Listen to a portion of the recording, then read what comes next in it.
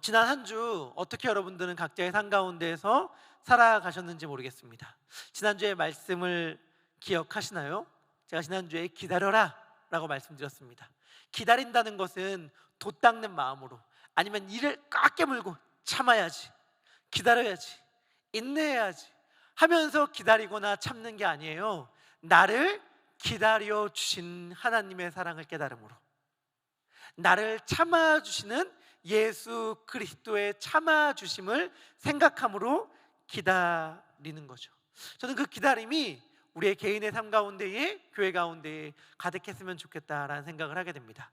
그러면서 오늘 말씀을 보려고 하는데요, 생각해보니까 마가복음의 말씀을 굉장히 오랜만에 들어가는 거더라고요. 수련회 이후에 2월 첫 텀을 시작하면서 여호사밧의 이야기로 제가 말씀을 전했고, 그 다음 주에는 문대현 목사님이 오셔서 베드로의 이야기를 들려주셨고, 그리고 그 다음 주는 지난주였는데 성찬식 때문에 제가 성찬식 말씀을 했잖아요. 그러니까 이게 마가복음을 굉장히 거의 근 한 달 만에 마가복음의 말씀을 다시 펼치는 것이기 때문에 약간 흐름을 놓칠 수 있는데 괜찮습니다. 우리가 언제부터 그렇게 기억을 잘했다고. 우리 그냥 오늘 하나님께서 주신 말씀을 따라오면 되는데, 근데 어떠한 맥락과 흐름 가운데 오늘 말씀이 등장하는지를 생각한다면 예수님께서 사람들과 논쟁을 막 벌이고 계셨어요. 특별히 세금 논쟁. 가이사의 황제에게 세금을 바치는 게 옳습니까? 라는 질문 앞에서 제가 말씀드렸잖아요. 가이사의 것은 가이사의 방식으로, 하나님의 것은 하나님의 방식으로 드리라 라고 말씀을 전해주셨습니다. 이 세금 논쟁에서 예수님이 완전히 자기의 대적자들이 이기셨어요. 그 다음에 부활에 관한 논쟁을 사두개인과 하였습니다. 부활이 없다고 하는 사두개인들을 놓고 성경도 모르고 하나님의 능력도 모르기 때문에 너희가 잘못 생각하고 있다라고 말씀하시면서 부활에 관련된 말씀을 들려주셨는데, 제가 여러분들에게 전한 말은 뭐냐면, 부활은 죽음 후의 이야기가 아니라 바로 오늘 하루 현실을 살아가는 이야기다 라는 말씀을 드렸어요. 그리고 오늘의 이야기가 펼쳐집니다. 오늘은 과연 예수님이 무슨 이야기를 할까? 이게 정말 기독교 가운데에서, 복음 가운데서, 성경 가운데서 중요한 이야기이기 때문에 우리가 마음을 다해서 오늘 이야기의 길을 집중했으면 좋겠습니다. 저는 목사입니다. 오늘날 아마 저와 같은 교회의 목회자들에게 가장 영향력을 많이 끼치는 목사님을 뽑으라고 한다면 주저없이 많은 분들이 리드머 교회를 개척한 팀 켈러 목사님을 뽑을 거예요. 저도 팀 켈러 목사님을 참 좋아하고요. 근데 팀 켈러 목사님이 교회를 개척한 이후에 시티 투 시티라고 해서 도시의 교회를 개척하는 운동을 활발하게 하고 계시고 지금도 하고 있는데, 그 팀 켈러 목사님이 몸담은 그 단체에서 교회 개척을 후원하고 여러 곳에서 교회 개척하려는 분들을 훈련하고 돕는 역할을 하고 계시거든요. 근데 여러분, 교회가 개척해서 세워지잖아요. 어떠한 교회가 이 땅에 세워질 때에 그 교회가 개척이 성공했다, 사업이 성공했다라고 하듯이 교회가 성공했다고 말하는 게 조금은 거북하게 들릴 수 있지만, 그냥 우리가 다 이해하고 넘어가 준다면 어떠한 교회가 개척한 후에 성공했다, 잘 교회가 자리 잡았다, 잘 정착했다 라고 말할 수 있는 기준이 뭘까? 기준이 뭘까? 제가 팀켈러 목사님이 속한 단체에서 그 기준을 한 5개 정도를 잡았어요. 중요도를 따져서. 그 중요도를 따서 기준을 5개 정도를 잡은 다음에 교회가 개척했는데 그 개척이 성공했다고 평가할 수 있는 기준들은 이러이러한 것들이 있다라고 이야기했거든요. 근데 그 뒤에 것들은 제가 기억이 잘 안 나요. 근데 제일 중요하다고 말하는 것과 두 번째 중요하다고 말하는 것이 기억납니다. 여러분, 제가 질문해 볼게요. 어떠한 교회가 막 이제 개척해서 섰어요. 이 교회가 잘 이제 정착했는지, 자리 잡았는지, 성공했는지, 개척 후에 성공했는지 평가하는 기준이 뭐라고 생각하세요? 여러분들이라면 뭐를 기준으로 평가하시겠습니까? 팀켈러 목사님은 넘버 원, 제일 중요한 기준은 이거로 말했습니다. 제일 중요한 기준, 교회가 개척한 이후 개척한 교회의 목사가 개척하기 전보다 하나님을 더 사랑하는가? 그게 교회 개척의 성공의 가장 중요한 기준이라고 말했어요. 가장 중요한 기준. 개척한 이후에 더 교회가 잘 안 되는 모습을 보면서 절망감이 들고 하나님을 향한 원망의 마음이 들고 씨름하면서 믿음이 더 식고 차가워졌다면 이건 교회 개척이 교회 규모나 사이즈나 재정적 자립도와 전혀 상관없이 실패한 거다라고 말씀해 주셨습니다. 두 번째 개척의 성공의 기준은 뭐냐? 개척한 이후 개척한 교회의 배우자가 더 그 목사를 존경하는가? 혹은 자녀들이 있다면 그 자녀가 개척하기 전보다 개척한 후에 그 목사를 더 존경하는가를 교회가 개척한 것이 성공했는가 실패했는가의 기준으로 삼았어요. 제가 여러분들에게 묻고 싶습니다. 우리 예삼 혹은 우리 개인의 삶을 놓고 볼 때에 성공했다, 잘 되고 있다 라고 느낀다면 그 기준은 무엇이어야 될까요?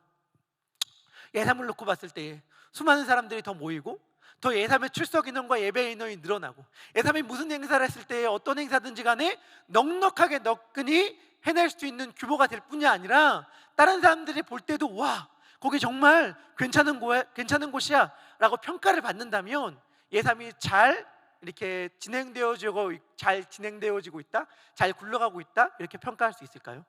저는 확신해요. 예삼이 하나님 볼 때에 잘 되고 있다라고 하는 기준은 뭐냐면 예삼이 지난번보다 갈수록 더 하나님을 사랑하는가?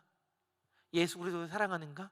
예삼에 몇 명이 모이든지 간에 예삼에 수많은 사람들이 모인다 하더라도 이전보다 하나님을 사랑하는 마음이 더 식었어, 더 줄었어. 그럼 제대로 되고 있지 않은 거예요. 하지만 어떻게 되든지 간에 상관없이 예삼의 청년들이 더 하나님을 사랑한다면 예삼은 하나님 보시기에 굉장히 아름다운 공동체로 자라나고 있는 것일 것입니다.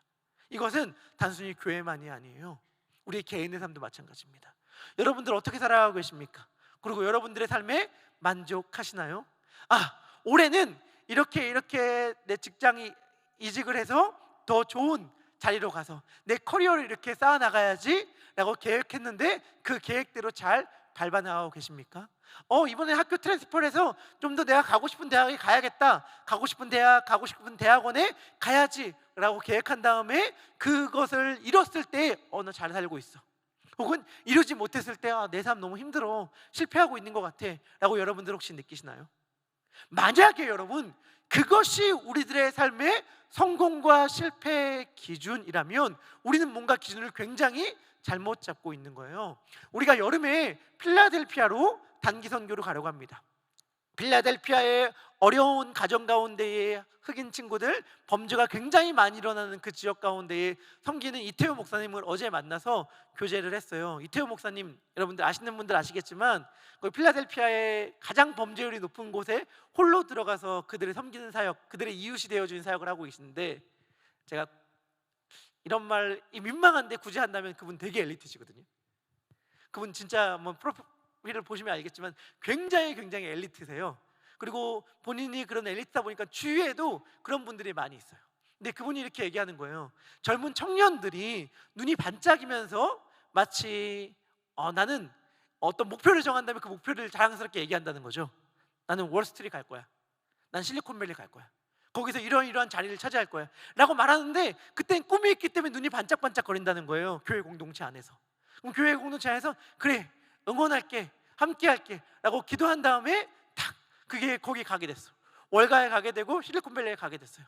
그러면 막 축복하고 응원하는데 목사님이 볼 때 대다수의 경우에 그런 곳에 간 사람들이 축복받았다, 하나님께 복받았다 라고 이야기하는데 익숙하지만 실제로 거기에 가서 제대로 된 신앙생활을 유지하는 사람이 거의 없더라 라는 말을 들려주셨어요. 제가 말하고 싶은 건 뭐냐면 이거예요.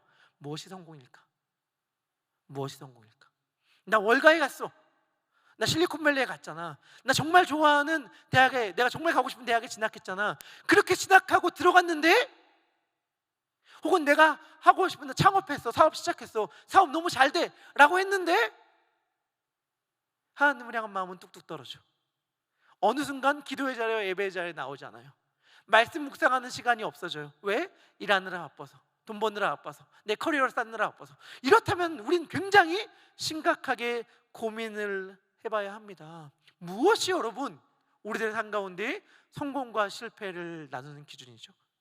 무엇이 우리들에게 가장 중요한 것일까요? 교회를 안 다니는 친구들이 여러분들에게 물어본다고 생각해봐요. 너 교회 다니잖아. 교회 다니는 사람들한테 뭐가 제일 중요해? 교회 다니는 사람들은 뭐를 제일 좋은 중요한 가치로 여겨? 라고 여러분들에게 질문한다면 여러분들 뭐라고 답하시겠어요? 나는 내 꿈을 이루는 것, 안정된 삶을 유지하는 것, 혹은 내가 오늘 하루 내가 행복하게 사는 것. 행복하게 사는 게 내 인생의 가치야, 추구야. 근데 너 교회 다니잖아. 교회 다닌다는 사람들, 예수 믿는다는 사람들은 뭐가 제일 중요한 인생의 가치야? 라고 묻는다면 여러분들 뭐라고 답하겠어요? 뭐라고 답하겠습니까? 우리는 너무나도 분명한 답을 갖고 있으면서도 굉장히 오랫동안 이 답을 잊어버리고 있었던 것 같아요. 그리고 오늘 그 답을 주님께서 다시 우리들에게 들려주기를 원하십니다. 오늘 본문 마가복음 12장 28절의 말씀은 이렇게 시작합니다. 마가복음 12장 28절의 말씀을 우리 큰 목소리로 함께 읽도록 하겠습니다. 시작. 듣고 예수께서 잘 대답하신 줄 알고 나와 묻되 모든 계명 중에 첫째가 무엇이니까? 자, 바로 이 점, 우리들의 용어로 따지면 이렇게 말할 수 있어요. 모든 계명 중에 첫째가 뭡니까? 예수님을 믿는데 뭐가 제일 중요합니까? 라는 너무나도 핵심적인 질문을 서기관이 던졌습니다. 저는 먼저 이 얘기를 하고 싶어요. 이 질문을 하는 사람이 누구냐? 서기관이다. 서기관은 누구냐면 하나님의 말씀, 율법을 필사하고 그리고 율법을 가리키는 사람, 공부하는 사람을 서기관이라고 불렀고, 대다수의 서기관들은 바리새인들이었어요. 서기관이라는 존재가 마가복음에서 어떠한 존재로 등장하냐면 예수님을 적대하는 존재로 등장하거든요. 예수님을 미워하고 죽이려고 하는 존재로 등장해요. 처음부터 마가복음 3장 6절에서 예수님을 처음부터 죽이려고 애썼던 사람들이 누구냐면 바리새인들과 서기관들, 헤롯 당들이에요. 바리새인들이 나가서 곧 헤롯 당과 함께 어떻게 하여 예수를 죽일까 의논하니라. 그러니까 서기관이란 그룹은 누구냐면 예수님을 죽이려고 했던 사람들. 예수님께 딱 나와서 누가 질문을 하는데 그 질문하는 사람을 딱 보니까 너 서기관이잖아. 나 너랑은 대화하고 싶지 않아. 너 왜 그런 거야? 나한테 그 질문한 의도가 뭐야? 너 나한테 그 말한 의도가 뭐야? 너 지금 나한테 그거 배우려고 하는 거 아니잖아 라고 생각을 하게끔 할 만한 충분한 존재가 바로 서기관들이었어요. 저는 근데 그래서 예수님이 너무 좋아요. 여러분, 우리는 편견과 선입견에 안경을 쓰는데 너무 능숙한 사람들입니다. 저는 참 많은 사람들을 대하는 자리에 있잖아요. 청년들뿐만이 아니라 어른들, 굉장히 다양한 사람들, 교회 밖에서도 굉장히 다양한 사람들을 만날 위치에 있어서 다양한 사람들을 대하기 때문에 알아요. 경험적으로 아는 게 뭐냐면 저 사람의 겉모습, 첫인상이 저 사람의 실제는 아닐 수 있어 라는 것을 경험한 적이 굉장히 많이 있거든요. 그래서 첫인상과 첫모습으로 판단하지 않으려고 굉장히 애씁니다만, 그러한 저조차도 어떠한 말이나 단어나 표현을 딱 들을 때 딱 경계심이 딱 생길 때가 있어요. 어떠한 특정한 정치적 성향을 가진 사람들이 자주 쓰는 그들의 고유한 언어를 말하는 걸 듣는다든지, 아니면 특정한 종교 집단, 굉장히 자기만의 신앙 색깔이 강한 어떤 종교 집단이 즐겨 사용하는 표현을 누군가가 딱 했을 때 저도 모르게 선입견이 싹 씌어짐을 경험합니다. 그리고 그런 사람들과 더 이상 가깝게 대하기가 싫어지는 거예요. 근데 이건 비단 저의만의 이야기는 아닐 거예요. 되게 아이러니한 모습은 뭐냐면 여기 계신 모든 제3의 청년들은 다 누군가가 우리들을 겉모습만 보고 첫인상만 보고 단정 짓는 걸 싫어할 거예요. 그렇죠? 근데 역설적에 우리도 그렇다는 사실. 제가 그걸 어떻게 알았느냐? 저는 세상의 거의 모든 장르의 음악을 다 좋아하거든요. 그래서 힙합, 락, 발라드, 재즈, 심지어 얘기 안 하는 게 나려나? 창, 국악 이런 것도 좋아해요, 전. 그래서 막 가끔씩 옛날에는 그렇지 않겠지만 예전에는 차에 그 USB 같은 걸 놓고 이게 꽂아서 음악을 듣고 했잖아요. 제 친구가 옆에서 탔는데 무의식 가운데 전 습관처럼 그냥 음악을 쭉 듣고 있었는데 갑자기 막 창 같은 게 흘러나오는 걸 내 친구가 듣고, 문구야 너 이런 것도 들어? 막 이런 거 모습을 갑자기 했던 게 생각나요. 저는 굉장히 다양한 음악을 듣는 걸 좋아합니다. 근데 제가 갑자기 어떤 노래의 가사말이 떠올랐어요. 그 시차라는 노래 아시는 분들이 있을 텐데, 시차의 가사말이 떠올랐는데 어떤 가사가 떠올랐냐면 이런 거죠. 되게 늦잠을 자서 헐레벌떡 이제 수업을 들으러 대학 강의실에 뛰어 들어갔는데, 교수님이 팔에 이렇게 문신 타투한 모습을 보면서 이 거슬리니까 긴팔 입고 다음번에는 긴팔 입고 왔으면 좋겠다라고 말한 거예요. 그래서 그 노래 한 주인공이 뭐라고 얘기하냐면, 수업을 시작하기도 전에 난 눈을 감았다, 뭐 엎드렸다, 이렇게 얘기를 해요. 왜냐하면 날 한심하게 볼 게 뻔하니까. 그러니까 되게 싫잖아요. 뭐가 싫어요? 타투 같은 거로 우리를 함부로 순식간에 평가하는 게 싫잖아. 저는 저런 문신한 친구는 저런 사람일 거야 라고 평가하고 함부로 단정 짓는 게 싫잖아요. 우리는 그런 걸 너무 싫어해. 근데 아이러니한 게 뭔지 알아요? 그 노래를 부른 사람도 그 교수의 한마디 말로 교수를 평가해버렸어. 그 교수가 그냥 다음번에는 긴팔 입고 왔으면 좋겠다라는 그 말 한마디에 수업을 시작하기 전에 바로 엎드려서 잠을 청했다는 거예요. 그러니까 무슨 말이냐면, 우리는 다 누군가가 우리를 선입견과 판단해가지고 보는 걸 너무 싫어하지만 우리 역시 그렇게 살아가고 있다라고 하는 것이죠. 그런데 예수님은 완전히 달라. 예수님은 완전히 달라. 서기관들이라고 하면 예수님은 처음부터 선입견을 딱 끼고 그를 바라봐야 됐었는데, 예수님은 죄인과 세린들의 친구일 뿐 아니라 바리새인들과도 그를 존재적으로 대했어요. 바리새인 니고데모와도 굉장히 깊은 인생의 대화를 나눌 수 있는 분이 예수님이었다는 말입니다. 예수님은 그 사람 자체를 보고 그 사람과 대화하고 이야기를 나눕니다. 그 서기관이 예수님께 했던 질문, 모든 계명 중에 첫째가 무엇입니까? 당시의 유대인들과 율법학자들은 율법이 600 들은 적 있으신 분들 있을 텐데 613개라고 생각했어요. 613개. 그 중에 뭘 하면 안 돼, 뭐 금지야, 안식일에 일하면 안 돼, 살인하지 마 라고 말하는 부정하는 명령문이 365개고, 뭐뭐 해라, 뭐뭐 해라 이렇게 말하는 긍정하는 명령문이 248개. 이래서 총 율법의 개수는 613개로 봤는데, 613개 중에 뭐가 가장 중요한 계명인가 하는 것을 두고 늘 논쟁하고 다투고 서로의 주장을 하곤 했단 말이죠.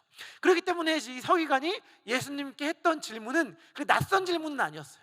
근데 사람들이 궁금해하는 이야기이긴 했죠.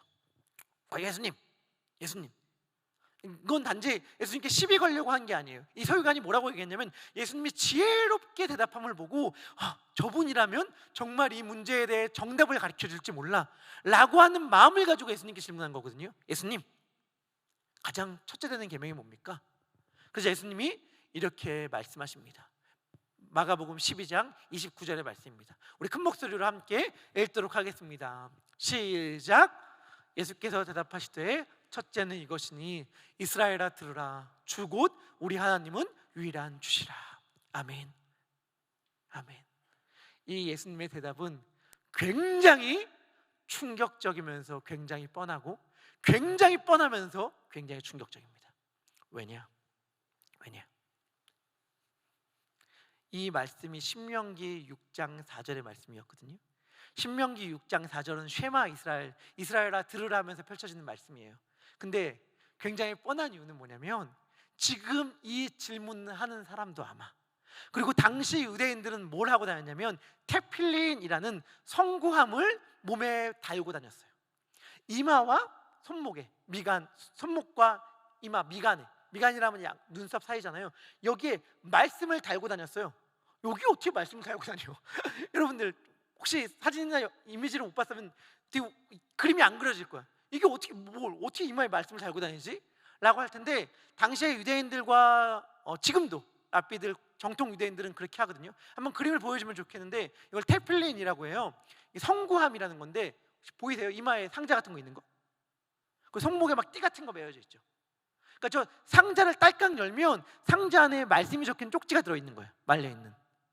그리고 손목에도 저렇게 말씀을 묶을 수 있게 되어 있어서 손목과 미간에 말씀함을 들고 다녔어요. 이게 뭐냐면 테필린인데, 신기한 게 뭐냐면 이 안에 적혀있는 말씀이 뭐였냐면 쉐마 이스라엘, 쉐마 이스라엘. 신명기 6장의 말씀이 들려 있었다는 거예요. 무슨 말이냐면 이마에 딱 그 말씀을 딱 넣어놓고 뭐가 제일 중요합니까? 마치 이 비유가 좀 웃긴데 안경 들고 안경 찾는다고 해야 될까? 이마에 말씀 놔놓고 말씀 찾고 있는 행동이에요. 근데 이게 놀라운 이유는 뭐냐면 이게 우리들의 모습이에요. 그럼 제가 묻습니다. 여러분들, 만약에 여러분들이 교회 안 다니는 친구가 기독교인들은 뭘 믿어? 기독교인들이 믿음 가운데 제일 중요한 게 뭐야? 라고 물으면 여러분들 뭐라고 답할 거예요? 물론 누구마다 답하는 것들이 다 있겠지만 아마 여기서 제가 감히 추측하건대 순식간에 자신 있게 대답을 할 만한 사람들은 많이 없을 겁니다. 근데 굉장히 아이러니한 게 뭔지 알아요? 마치 이스라엘 사람들이 이마에 테플린을 달고 다니면서도 무슨 말씀이 제일 중요하지? 라고 질문할 정도로 몰랐던 것처럼 우리가 매 예배 시간마다 고백하잖아요. 사도신경을 매 예배 시간마다 우리는 사도신경으로 우리의 예배를 열잖아요. 기독교 신앙의 핵심 중의 핵심, 기독교 신앙의 핵심 중의 핵심. 날마다 외워서 모태신앙이라면 아마 수천 번은 되뇌었을 그 고백. 근데 이 고백 우리들의 마음속에 와닿지 않죠. 그리고 우리가 진짜로 이 고백을 우리들의 온 마음을 다하여 하면서 이게 기독교 신앙의 절정이고 핵심이야 라고 생각하는 경우가 거의 없죠. 저는 아직도 제가 정말 인상 깊게 들렸던 설교의 한 대목이 사도신경을 생각할 때마다 떠올라요. 사도신경의 첫 구절 뭐죠? 전능하사 천지를 만드신 하나님 아버지를 내가 믿사오며 그 외아들 우리 주 예수 그리스도를 믿사오니. 만약에 사도신경의 첫 문장만 우리가 제대로 고백할 수 있었다면 이렇게 무능력하게 살지는 않을 것이다. 맨날 넘어지고 자빠지고 신앙 가운데 회의하고 절망하고 눈물을 흘리고 절절거리는 신앙을 우리가 하고 있다면 우리들이 굉장히 고민해야 되는 것은 우리는 사도신경을 진짜 믿고 있는가? 우리가 습관적으로 반복하듯이 매주일 예배마다 고백하는 이 사도신경의 고백, 전능하사 천지를 만드신 하나님 아버지를, 그리고 그의 독생자 우리 주 예수 그리스도를 믿는다면 우리는 이렇게 안 살 테니까. 그러니까 마치 테플린을 이마에 딱 붙이고 뭐가 가장 중요한 율법입니까? 라고 말하는 이스라엘 사람들과 율법사들과 우리가 어쩌면 다를 게 하나도 없어. 사도신경을 날마다 고백하면서 우리가 뭘 믿는지도 모르고 우리는 살아가잖아요. 기독교인이 뭘 믿어? 라고 말할 때 우리가 멈칫하잖아요. 주저하잖아요. 사도신경을 그렇게 외우면서 말이죠. 그러면서 예수님은 진짜 우리가 뭘 믿어야 하는지, 기독교 신앙, 하나님을 믿는 여호와 신앙의 핵심이 뭔지를 알려주십니다. 아까 말했던 마가복음 12장 29절의 말씀을 통해서 말이죠. 그리고 그 뒤를 이어 30절의 말씀에 이렇게 말씀해 주십니다. 뭐라고 말씀하시냐? 우리 30절의 말씀 우리 함께 읽도록 하겠습니다. 시작. 내 마음을 다하고 목숨을 다하고 뜻을 다하고 힘을 다하여 주 너의 하나님을 사랑하라 하신 것이요. 아멘. 제가 고민하고 있어요. 기도하고 있는데 이 내용들이 마음, 목숨, 뜻, 힘이 사실은 구별한다면 날카롭게 좀 구별되는 영역들이 있어서 이걸 좀 한번 자세히 다뤄볼까? 다음 주에도 이어서 라는 마음이 있고, 사실은 마가복음이 이제 15장, 16장인데 예수님이 부활하시는 장면에 맞춰서 부활절 예배까지 어떻게 달려볼까? 오늘 마가복음 흐름에 맞춰서 달려볼까? 이 고민들이 살짝 있어서 갈등 중인데, 사실은 성찬식 설교가 지난주에 있었기 때문에 이미 타이밍은 힘들다. 부활절에 맞춰서 예수님의 부활까지 달려가지 못하겠다라는 생각을 어느 정도 하고 있어서 다음 주에도 오늘의 본문을 좀 다룰 확률이 높습니다. 여하튼간 제가 이 말씀은 저에게 되게 실천적인 말씀입니다. 제가 그냥 여러분들에게 제 신앙의 팁을 하나 드린다면, 제가 그렇지 못할 때도 많이 있지만 아마 여러분들 조금 느끼나? 저는 회중석에 있을 때도 그냥 회중석에 앉아서 예배를 드릴 때도 좀 큰 소리로 성경책을 읽으려고 합니다. 왜 그러냐면 저 말씀이 나를 가책해서요. 최소한 하나님을 믿는 믿음을 정말 내가 열심히 한다고 고백하지 못하더라도 앉아있으면서 내가 할 수 있는 건 열심히 했으면 좋겠다. 힘을 다하고 목숨을 다하여 하나님을 믿으라고 얘기하는데 그렇게까지 못하더라도 성경책이라도 크게 읽어야지 라는 마음을 가지거든요. 여러분들은 어떠십니까? 여러분들, 제가 아까 말했듯이 마음, 목숨, 뜻, 힘 다하여 주 너의 하나님을 사랑하라 하셨으니 이것이 가장 중요하다 이렇게 말씀하셨거든요. 기독교 신앙 가운데에서 예수님 믿는다고 하는 것 가운데서 가장 중요한 게 뭐냐? 가장 중요한 게 뭐냐? 마음 다하고 목숨 다하고 뜻 다하고 힘 다해서 주 너의 하나님을 사랑해라. 이것이 가장 크고 첫째 되는 계명이다. 예수님 말씀해 주셨어요. 다른 거 다 둘째치고 저의 마음에 꽂힌 건 목숨이었습니다. 그리스어로 푸시케라고 해서 영어로는 soul로 영혼, 영으로 많이 번역되는 단어이긴 한데 성경 전체를 놓고 이거는 인생, 라이프, 그냥 인간, 생명으로도 번역되기 때문에 목숨으로 번역해도 무방해요. 그래서 저는 목숨이라는 말이 그냥 꽂혔는데 목숨을 다해, 여러분들 잘 들어보세요. 목숨을 다해 하나님을 사랑해라 라는 말을 들으면 어때요? 목숨을 다해 하나님을 사랑해란 말을 들으면 전 두 가지가 저의 마음에 탁 들어왔습니다. 첫 번째는 뭐냐? 두 가지 확실한 것, 두 가지 확실한 게 마음에 들었는데 첫 번째로 확실한 것, 내가 목숨을 다해 하나님을 사랑하고 있지 않다는 건 분명하구나. 만약 하나님 말씀이 나에게 요청한다면 너 목숨 다해 하나님을 사랑해 라고 말한다면 확실한 거 하나, 내가 목숨 다해 하나님을 사랑하고 있지는 않은 것 같다. 두 번째 확실한 건 뭐냐? 근데 하나님이 나를 목숨 다해 사랑한 건 확실한 것 같다. 그러니까 사실은 이 이야기는 우리보다 하나님이 먼저 하신 이야기예요. 하나님이 마음과 목숨과 뜻과 힘을 다해 우리를 먼저 사랑해 주셨잖아요. 이게 말이 안 되는 이야기인데 이게 성경이에요. 제가 구약의 말씀 가운데 정말 읽었을 때 기가 막힌 말씀이 예레미야 32장 41절의 말씀이었거든요. 하나님이 이스라엘 백성들에게 복을 주신대요. 예레미야 32장 41절에 근데 복을 어떻게 주냐고 말씀하시냐면 이렇게 말씀하세요. 내가 기쁨으로 그들에게 복을 주되, 내가 내 백성들에게 복을 주는 게 너무 기뻐. 내가 내 백성에게 복을 주는 게 너무 기쁜데 뭐라고 이야기하냐면 하나님이 나의 마음과 정성을 다하여 그들을 이 땅에 심으리라. 그들을 이 땅에 심는다는 건 복을 준다는 거거든요. 그들을 이 땅에 심는 복을 줄 텐데 하나님이 어떻게 하신다고요? 내가 내 온 마음과 all my soul, 내가 온 정성, 내 목숨 다해 내가 너에게 복 줄 거야 라고 하나님이 말씀하세요. 이걸 말한 게 우리가 아니라 하나님이라는 사실이 얼마나 놀라운지. 하나님은 아니래도 되잖아요. 근데 하나님이 먼저 우리들에게 이러한 사랑을 베풀어 주세요. 그러니까 제가 예삼의 청년들 그리고 스스로에게 강력하게 이렇게 얘기하기로 했어요. 뭐냐면, 문구야, 예삼의 청년들 자기를 생각하면서 얘기를 들어주면 좋겠는데, 그러니까 너는 너를 덜 사랑해도 돼. 안 사랑해도 돼. 안 돌봐도 돼. 여러분, 제가 말합니다. 우리 그만 사랑해도 돼요. 우리 자신 그만 사랑해도 돼. 하나님이 이렇게 말씀하시는 거나 마찬가지야. 내가 책임져 줄 테니까 너 그만 신경 쓰고 나 바라봐주고 너 이웃 바라봐줘. 너의 삶은 내가 책임진다. 너가 그만 돌봐도 될 정도로 내가 온 마음과 온 정성과 나의 온 목숨을 다해 내가 너를 지키고 보호하고 사랑해 줄 테니까 너는 너 좀 그만 갖고도 된다니까. 그만 너 좀 돌봐도 된다니까. 하나님이 마치 이렇게 말씀해 주시는 것 같아요.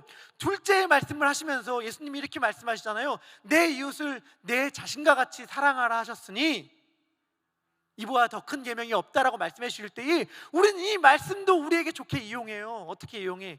우리처럼 사랑하라, 내 자신을 사랑하는 것처럼 사랑하라잖아. 그러니까 우리 자신을 먼저 사랑하는 게 먼저야. 나 자신을 사랑할 수 있는 사람이 다른 사람을 사랑할 수 있어 라는 이야기들을 우리가 좋아하는데, 사실 이건 완전히 저는 말씀을 오해한 거라고 생각해요. 이건 마치 이런 것과 같은 거죠. 제가 지난번에도 한번 얘기한 적이 있는 것 같은데, 하나님은 중심을 보지만, 우리 수련의 주제였죠. 하나님은 중심을 보지만 사람은 외모를 보잖아. 그러니까 사람은 외모를 봐. 외모를 가꾸는 게 중요해 라고 말한다면 이게 말씀을 제대로 들은 거예요? 아니잖아요. 하나님이 나 여호와는 중심을 보느니라, 사람은 외모를 볼지 모르지만 나 여호와는 중심을 보느니라 라고 말했을 때 하나님의 의도는 뭐예요? 사람은 외모 보니까 외모 갖고가 아니잖아요. 나는 중심을 보니까 너희 중심을 잘 갖추어라. 중심을 잘 만들어라. 이게 하나님이 하신 말씀이잖아요. 마찬가지로 내 이웃을 내 몸같이 사랑하라는 말은 이웃 사랑하라는 말이지 우리 사랑하라는 말이 아니에요. 근데 저는 하나님이 이렇게 그 전의 말씀을 통해 얘기하는 것 같다는 거죠. 내가 너를 얼마나 사랑하는지 아니? 내가 너를 얼마나 사랑하는지 아니? 내가 온 마음과 온 정성을 다하여 너를 사랑하니 너는 너를 위해 안 살아도 돼. 너를 위해 안 살아도 돼. 너를 위해 그렇게 아둥바둥 거리지 않아도 돼. 왜? 너의 인생은 내가 책임져 줄게. 목숨 걸고. 그러니까 너는 나를 바라보고 이웃을 바라봐라 라고 하나님께서 이렇게 말씀해 주신다고 저는 생각합니다. 자, 목숨을 건 사랑이라고 할 때 그냥 저는 세 가지가 딱 정리가 되더라고요. 우리가 왜냐면 이게 되게 맨 처음에 여러분 제가 목숨을 건 사랑이라고 했을 때 이게 예수님에게 명확했거든요. 하나님에게 명확했어요. 왜냐면 예수님은 진짜로 우리를 위해 목숨을 내어주셨으니까. 진짜로 우리를 위해 십자가에 달려 돌아가셨으니까 목숨을 건 사랑을 예수님을 생각할 땐 분명해. 근데 내가 나를 딱 생각했을 때 이게 뭔지 모르겠는 거예요. 내가 목숨을 걸고 사랑한다는 게 뭐지? 내가 목숨을 걸고 사랑한다? 이게 어떤 의미일까가 궁금해지기 시작했어요. 그러면서 제 안에 이걸 3개 정도로 정리해 보았습니다. 저는 제 아들과 아내를 사랑하거든요. 목숨을 다해. 제 아들이 만약에 물에 빠졌다면, 제 아내가 불 가운데 들어가 있는 상황 가운데 놓였다면 저는 제 안위를, 내가 죽을까 살까를 고민하지 않고 물에 뛰어들고 불에 뛰어들 것 같아요. 여러분들 공감 못하시는 분이 혹시 있다면 나중에 가정을 이루고 아이를 낳고 자라보면 이 마음을 조금은 알 수 있을 것 같아요. 진짜 자식이 그래요. 그렇게 돼요. 그렇게 되는데 근데 그러려면 어떻게 해야 되냐? 그래서 제가 목숨을 건 사랑은 뭐냐? 첫 번째 저는 이런 생각을 해봤습니다. 목숨을 건 사랑을 첫 번째 혹시 준비됐나요? 자막이? 목숨을 건 사랑에서 이렇게 생각해봤습니다. 언제든 목숨을 던질 수 있게 몸과 마음의 준비를 하는 거구나.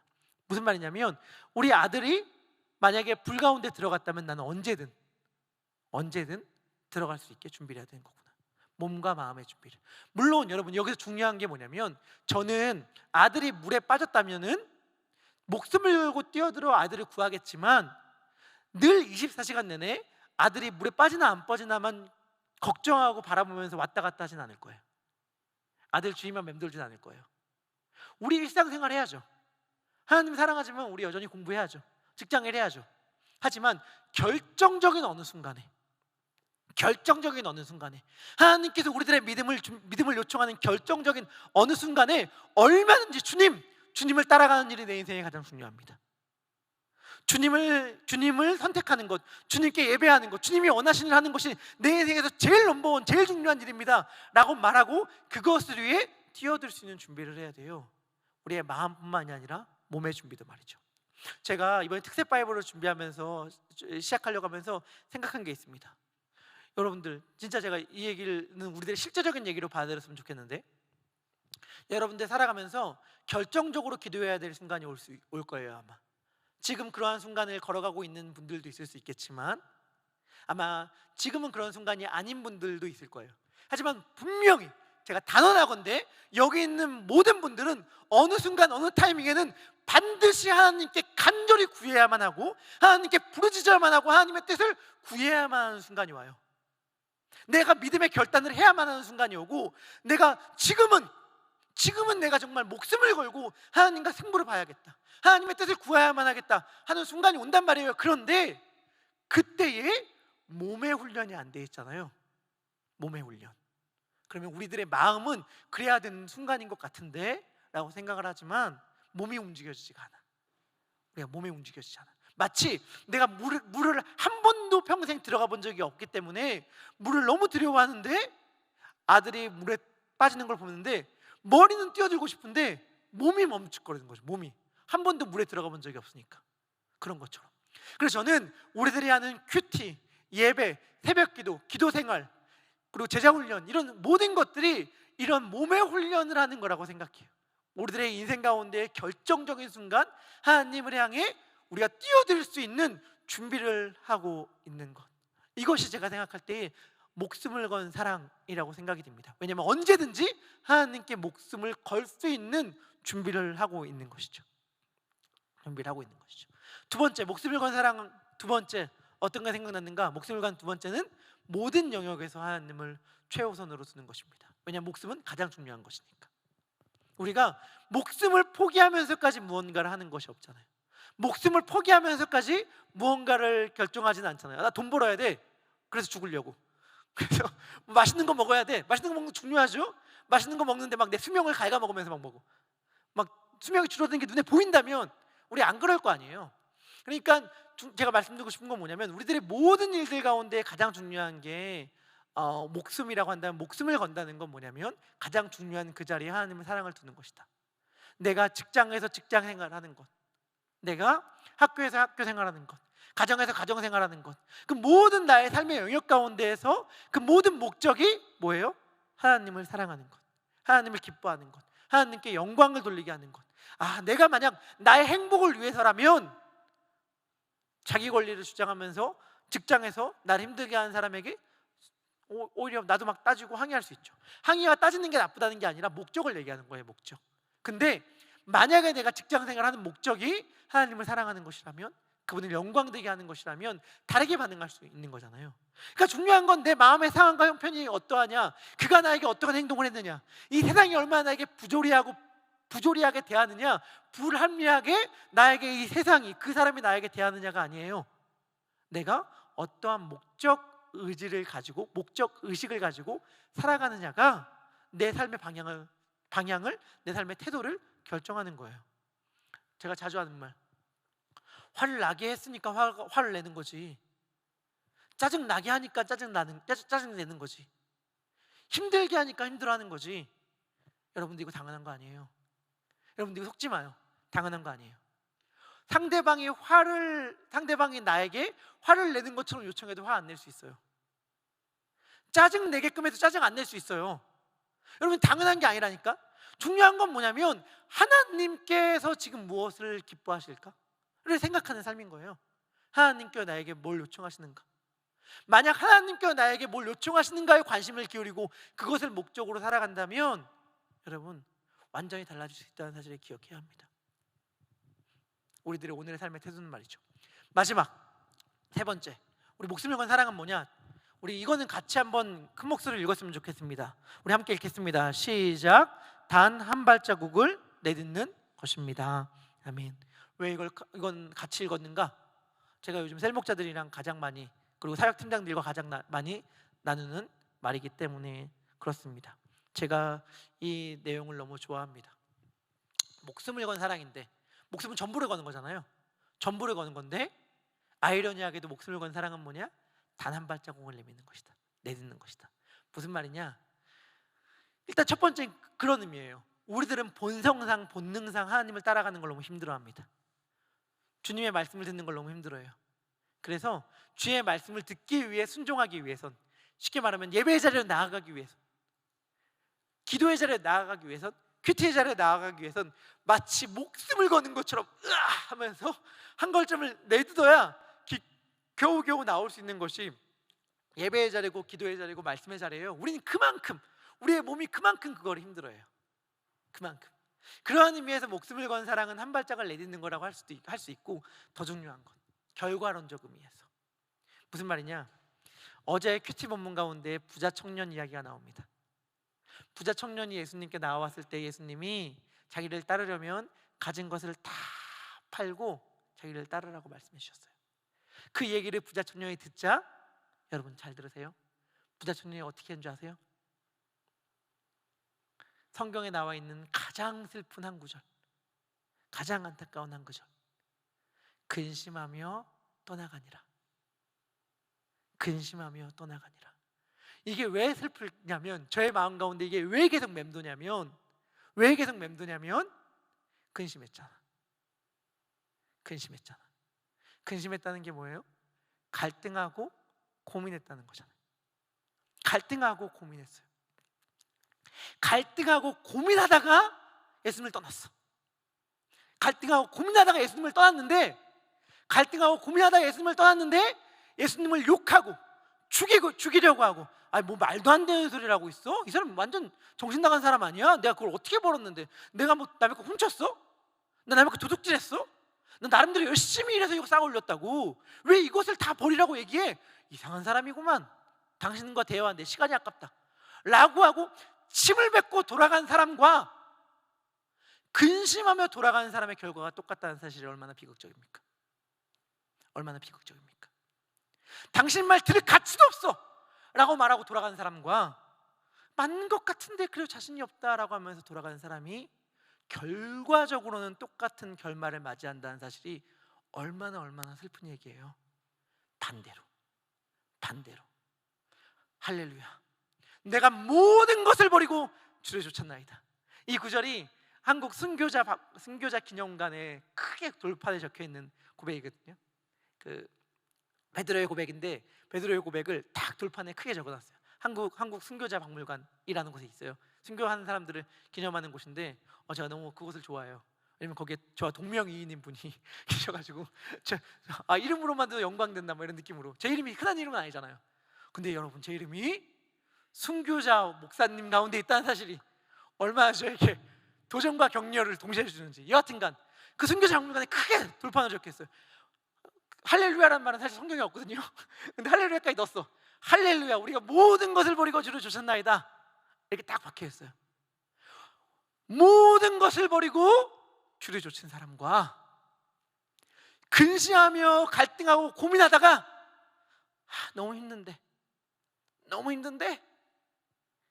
그래도 이게 맞는 것 같아 라고 하면서 한 발짝을 내딛는 사람과 결과가 똑같아.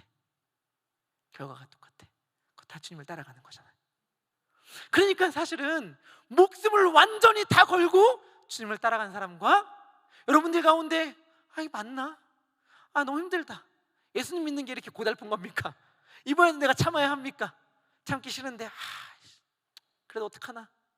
우리 어머니는 왜 어렸을 때부터 날 교회를 데려가셔가지고 이런 마음으로 예배를 빠지지 않고 예배 자리에 나온 사람과 결과적으로 똑같다는 사실이 얼마나 우리들에게 사실 격려와 소망이 돼요. 그러니까 제가 느끼는 거예요. 믿음은 정말 진짜로 단 한 발짝 싸움이에요. 진짜로 단 한 발짝 싸움. 그게 여러분 목숨을 거는 거예요. 제가 이걸 묵상하면서 우리 성현전도님과 함께 곡을 만들었습니다. 우리 2주째 지금 리더 모임에서 부르고 있는데 언젠가 함께 예삼에서 같이 부르기로 하는데 우리 카톡으로 아마 악보가 쉐어됐을 텐데 제가 그냥 그 고백이 너무 좋았는데 성현전도님이 너무 아름다운 곡을 붙여주셔서 저희가 그냥 그 고백을 이제 노래로도 부를 수 있어서 너무 좋습니다. 근데 여러분들 명심해 주셨으면 좋겠어요. 뭘 명심해 주셨으면 좋겠는가? 지금 고민하고 있는 분들 있죠. 갈등하고 있는 분들 있죠. 내가 예수님 진짜 제대로 믿고 있는 건가? 만약에 여러분들 앞에서 누군가가 예수님 믿는 것, 기독교 신앙에서 가장 중요한 게 뭐냐라고 한다면 마음을 다하고 목숨을 다하고 뜻을 다하고 힘을 다하여 주 너의 하나님을 사랑하라고 하셨으니 이것이 크고 첫째 되는 계명이래 라는 말에 자신감이 툭 떨어지는 분들 있죠. 나는 제대로 못 살고 있는 것 같은데, 나는 기도도 제대로 안 하고 있는 것 같은데, 난 주님의 말씀 제대로 못 붙잡고 있는 것 같은데, 이런 생각 가지고 있는 분들 있죠. 제가 말씀드립니다. 한 발짝만 주님께로 내드신다면, 한 발짝만 주님을 향해 우리의 발걸음을 옮길 수 있다면 목숨을 건 사랑을 주님 앞에 보여주고 있는 거예요. 우리가 만약에 우리들의 그 한 발짝을 주님 앞에 주님께로 내딛는다면 진짜로 주님 너무 힘들지만 진짜로 그 힘든 한 발짝을 용서의 자리로 내딛겠습니다. 헌신의 자리로 내딛겠습니다. 사랑의 자리로 내딛겠습니다. 희생의 자리로 내딛겠습니다 라고 말한다면 십자가에서 우리를 목숨 다해 사랑하신 예수님께서 너가 나를 목숨을 다해 사랑하는구나 라고 말씀하여 주실 것입니다. 이 은혜가 얼마나 큰지 모르겠습니다. 우리 그러한 마음을 담아서 함께 주님 앞에 정말 저도 주님을 사랑합니다 라고 고백했으면 좋겠습니다. 저는 제가 이거 진짜 좋아하는 찬양인데요, 가끔씩 이렇게 찬양 사역자 우리 성현전도님도 찬양이 익숙한 분이고, 우리 같이 또 사역하시는 병지전도님도 찬양이 익숙한 찬양 사역자 출신이고, 우리 수현 전도사님도 찬양팀에다 찬양 사역을 쭉 해왔던 분이고, 저는 중학교 때 이 찬양팀 율동부장으로 있었던 사람이잖아요. 약간 그 통하는 게 있어.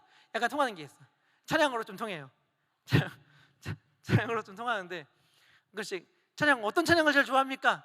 라는 물을 이렇게 할 때에 저는 가끔씩 이렇게 얘기를 합니다. 나는 내 지론은 분명하다.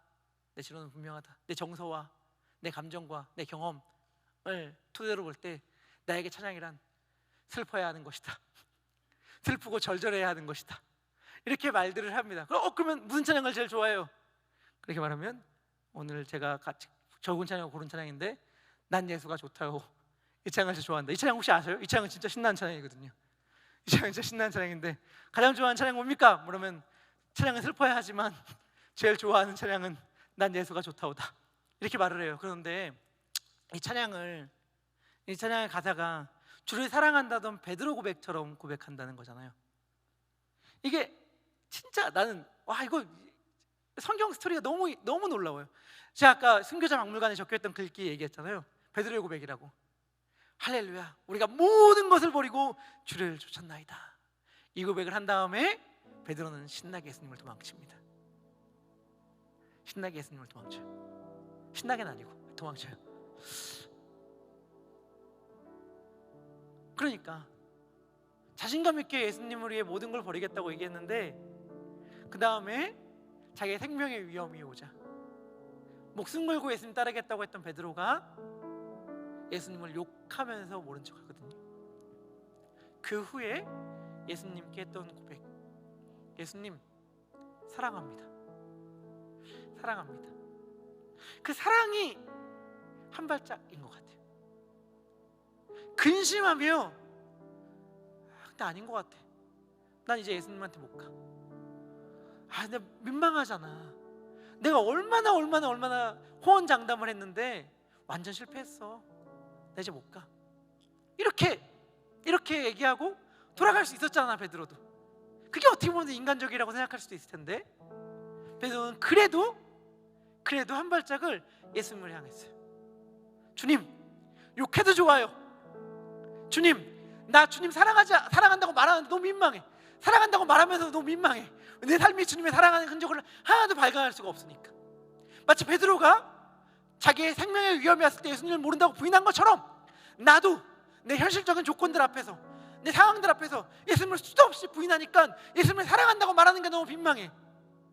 그래서 근심하며 예수님을 떠나오고 싶은 그 자리에서, 그래도 주님 민망하지만, 그래도 주님 뻘쭘하지만, 그래도 주님 어색하지만 주님 사랑합니다. 그 사랑의 고백으로 나의 발걸음을 옮기겠습니다. 이렇게 고백한 거로 저는 들리거든요. 우리 이 고백 정말 우리 마음을 다해서 고백했으면 좋겠습니다. 우리 고백할 때 정말 주님 사랑합니다. 사람들이 뭐라고 욕해도, 나를 아는 사람들이 뭐라고 지적한다 하더라도 이건 내 진심 어린 고백입니다. 예수님 사랑합니다. 이 고백으로 신나게 힘껏 우리 함께 찬양하도록 하겠습니다.